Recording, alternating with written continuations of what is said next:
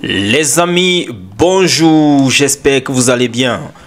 J'aimerais commencer ces quelques petites actualités avec le cas du Cap-Vert, avec l'incident qui s'est produit du côté du stade lorsque les Lions sont allés donc essayer de s'entraîner il y a cela quelques jours. La fédération capverdienne a donc réagi en nous faisant savoir que malgré le règlement admettant en l'occurrence 2 séances d'entraînement à la demande de la délégation camerounaise, la fédération capverdienne avait mis à la disposition un stade en collaboration avec l'association régionale de football de Santiago Sud pour une nouvelle séance d'entraînement. Alors, l'équipe du Cameroun est donc arrivée, il y avait un match qui était en train de se jouer et il ne restait plus que quelques minutes. Et l'équipe du Cameroun, ne voulant pas attendre, est donc rentrée sur la pelouse, n'est-ce pas, avec le match en cours, et cela a dégénéré, nous apprendons. Et la confusion avec les joueurs sur le terrain et les officiels de la rencontre a provoqué le fait que la police nationale puisse arriver pour pouvoir normaliser la situation. Et cependant, les responsables camerounais avaient donc refusé de s'entraîner et avaient donc choisi tout simplement de retourner. Et il nous renseigne également que lors de la réunion technique, n'est-ce pas, tenue au siège de la fédération capverdienne, le commissaire du match avait demandé si la délégation camerounaise avait des doléances et à aucun moment la délégation camerounaise a formulé une plainte ou une protestation.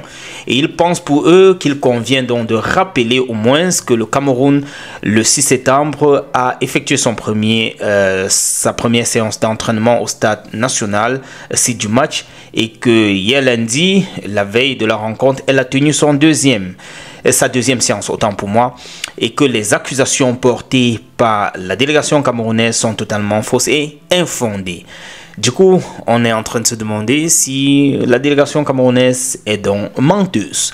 Bref, il nous renseigne que cela a été formulé dans le seul but de créer un incident inexistant.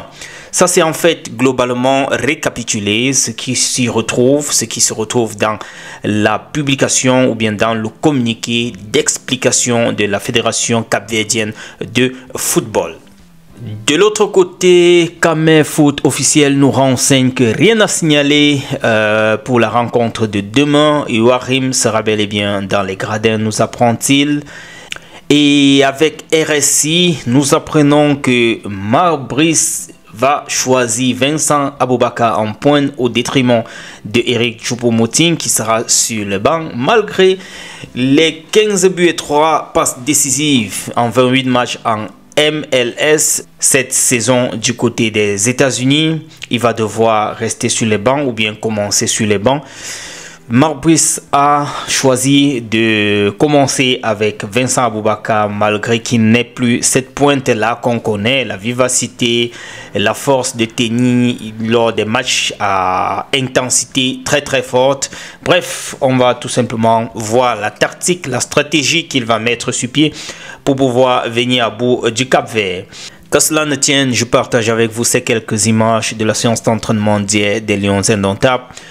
Et aussi de André Onana en particulier, celui-là qui vient de doubler son contrat avec le nouveau prêt du côté de Trabzonspor. Les amis, on se retrouve tout à l'heure dans un autre tour du partage. N'oubliez pas, c'est ce soir avec le match autour de 17 h. On est ensemble. Ciao.